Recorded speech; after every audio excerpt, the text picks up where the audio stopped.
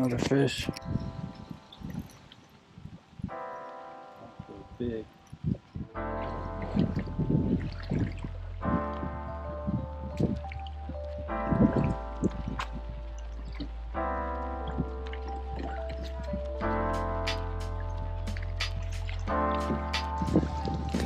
Yes, sir. Let's go. That's a healthy one. That is a healthy one. Yep. That's low.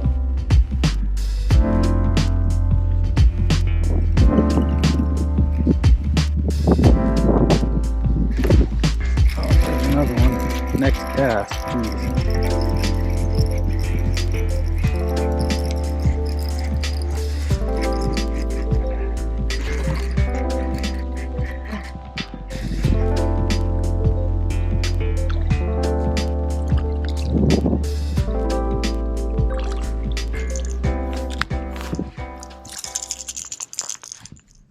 Hey, what's up, y'all? Bass Addict back in the garage. I'm gonna jump into episode 2 of the top 5 baits for the winter season. Out here in Northern California, it's getting pretty chilly.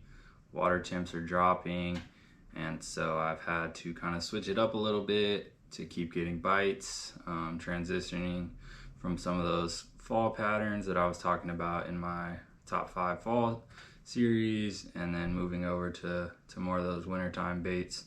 So last video we talked about football jigs. If you haven't seen that, definitely go check that one out. Drop some good info in that one. And today we're going to talk about deep diving crankbaits, kind of getting away from the slow moving baits and looking to cover some water, trigger those reaction bites from those fish, because a lot of people think you have to go slow this time of year, and there's definitely a time for that. There's definitely a time to drag a jig or slow roll a swim bait or drag a worm, but you definitely don't have to do that all the time. And there's plenty of opportunities to get out there and cover water and move fast and trigger those fish into eating, even if they're not necessarily hungry. So a deep diving crankbait is a great option. Just looking to get into those deeper areas where those fish are holding in those colder water months. So yeah, without further ado, we'll jump into it, starting off with some of the areas that I like to look for. Very similar spots to the football jig, definitely targeting isolated rock piles, humps with hard structure on top of them, rocks or shell. Some of those steeper drop-offs where there might be some hard bottom is a great place to throw a crankbait. And yeah, I would say those are pretty much the 3 type of areas that I'm targeting this time of year. But wherever you have hard structure and you think your fish are setting up this time of year, can be a great place to throw deep diving crankbaits. So just keep that in mind. You can also, if you have deep timber, standing timber, you can kind of reel some of these deep divers through that stuff as well, and some of those bigger bass will suspend and stuff like that. But I don't really have that in my lake, so I stick to just kind of grinding bottom on that rock and shell and stuff. So that's it pretty much for areas. In terms of the retrieves that I like to do, it really changes day to day. Like a lot of baits, cadence is really important, and so you don't want to just go out there and do the same thing all the time and expect it to always work the same way. So some days I'll go out there and I might be just really burning that crankbait. I might be moving it fast, hitting those rocks, grinding it, stopping it, letting it float up and keep burning it. And you can get some really nice reaction strikes like that. But then other days, they might just want you to just slowly creep that crankbait and just ticking those rocks, crawling it over those rocks, slowly and they'll just grab onto it. And it really just depends on what the fish are telling you. Usually I'll start out with the faster retrieve and just let the fish tell me from there. If I get bites moving it quickly, I'll keep moving it fast, and if I don't, then I'll slow it down until I get a bite. And then, yeah, just like I said, letting the fish tell you what they want. It's too easy to get stuck in your own ways and just thinking that one retrieve is perfect for all situations. It's really not. Different lakes, different fish, different conditions.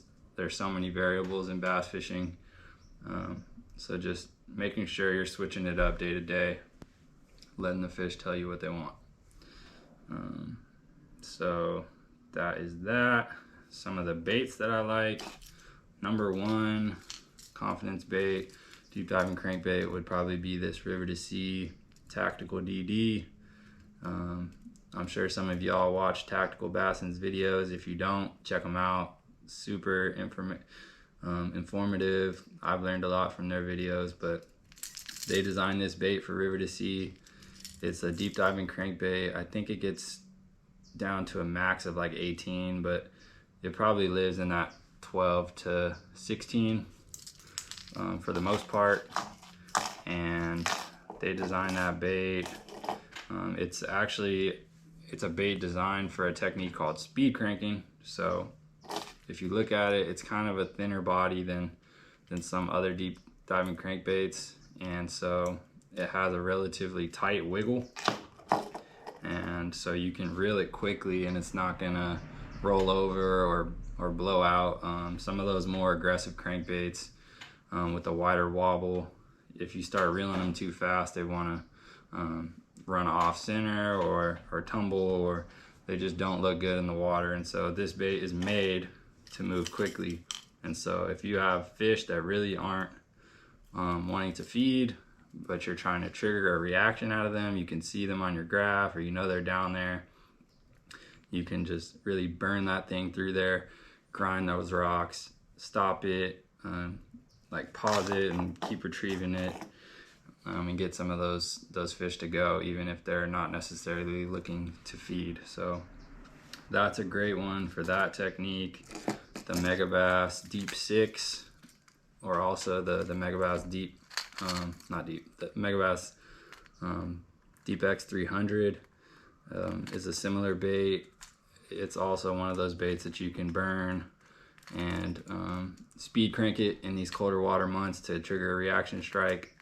So I think this one gets down closer to 20 feet. So if you can't reach them with that tactical crank, this one might be a better option. Get down a little deeper.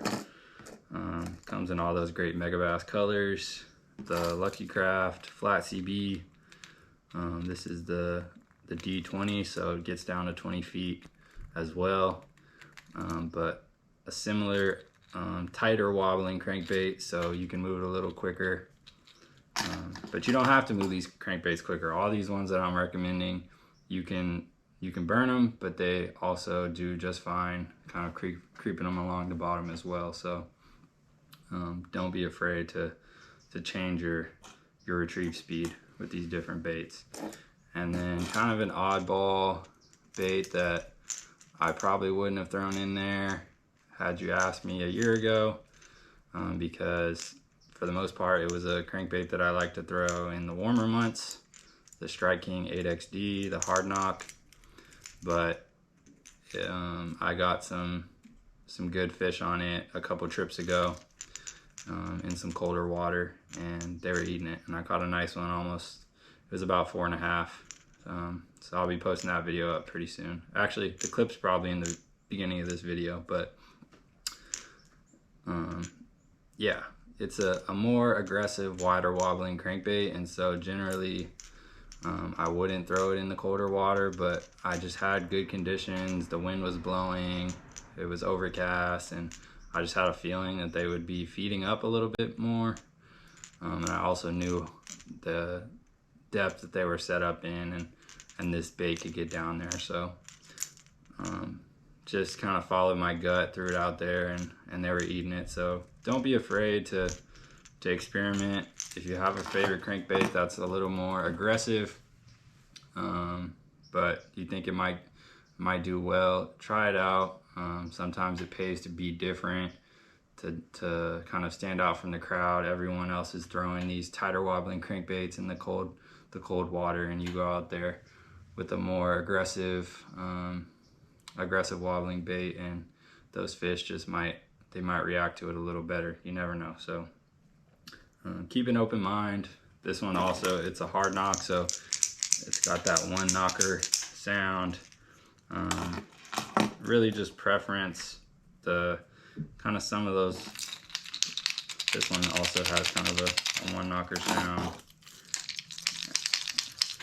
Yeah, I like that one knocker noise. Some of those crankbaits have more of like a small BB. They have a bunch of BBs in there, and it's more rattly, which can definitely get bites. But I think this time of year, I'm generally targeting bigger fish, and in my experience, those bigger fish just tend to like that one knocker sound.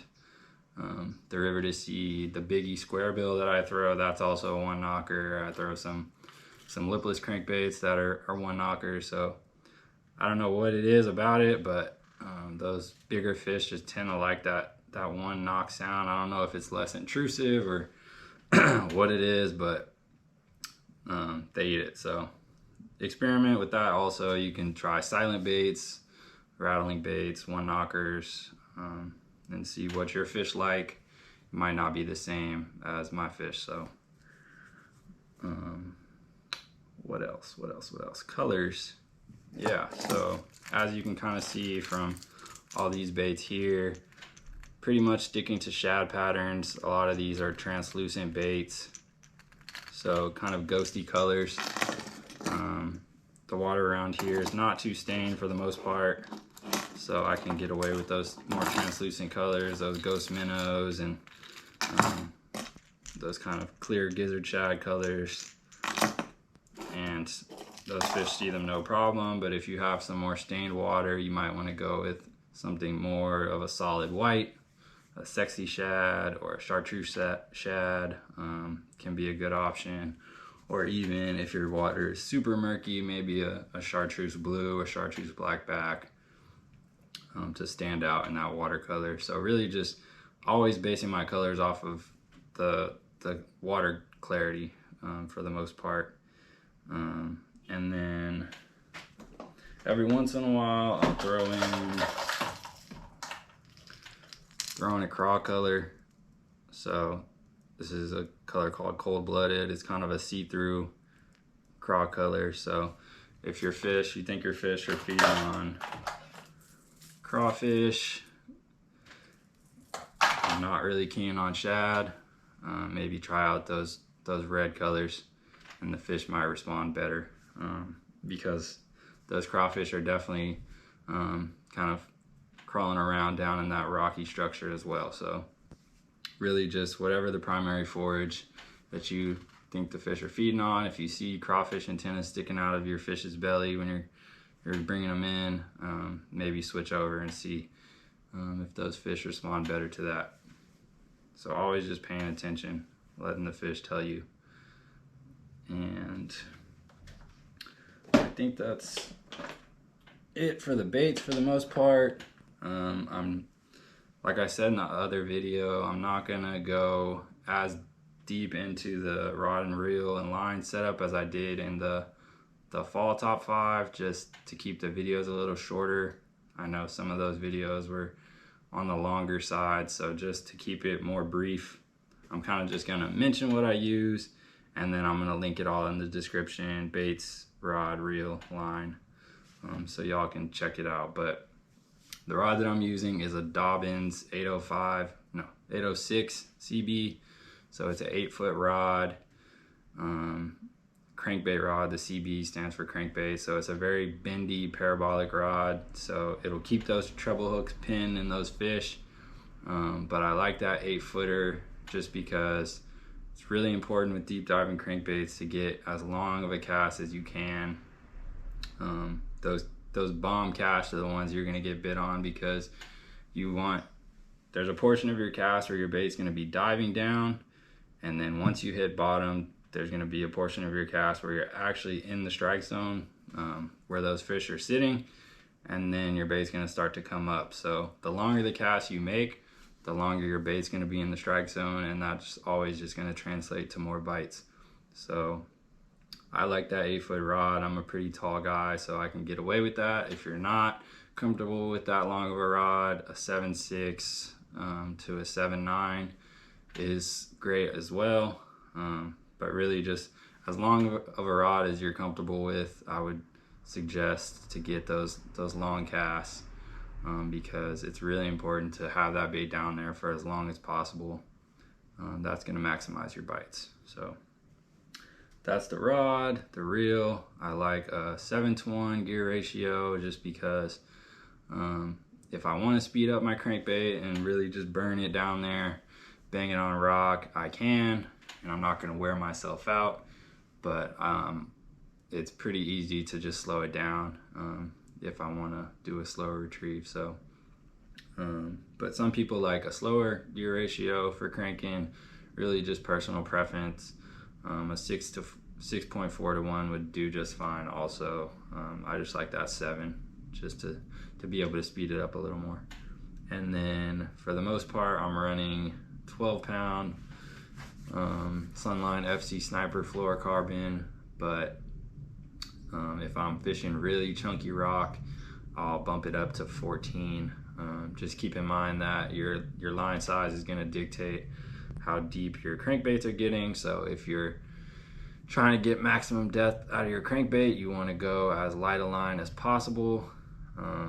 But yeah, you're gonna your line's gonna get frayed up, and it's possible that you break off. So just keeping all that in mind, if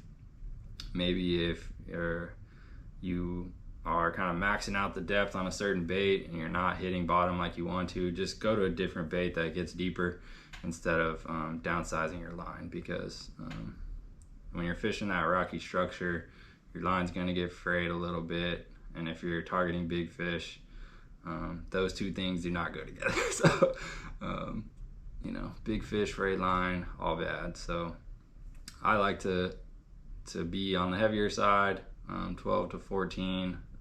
I don't think I've ever gone down to 10. I know some people will go down to 10 to get their bait a little deeper. I just don't feel comfortable with that. So I tend to keep it in the 12 to 14 pound range and trust my line a little more. So that's me. That's my setup. That's the baits that I like. If y'all have any questions, drop them down in the comments. But deep cranking is a super great technique this time of year. It's kind of something you can do to stay warm. You can get out there and just cover water, bang those rocks, and get some really big bites. You don't always have to drag something on the bottom to get those fish to eat this time of year. And a lot of them are hungry, or they'll just kind of give in to that natural instinct, that reaction to lash out at something that's flying by their face. So don't be afraid to throw these moving baits. All the ones I recommended are great. There's also a ton of other ones. So just go on Tackle Warehouse, check out those deep cranks in that probably like 10 to 20 foot range, depending on the water depth that you're fishing. And look through some of those baits. There's a ton of good ones that catch fish. But definitely give these baits a try. Go out and smash some fish. Appreciate y'all watching. As always, drop a like if you enjoyed the content. Subscribe if you're not subscribed already. And I'll catch y'all in the next one. Peace.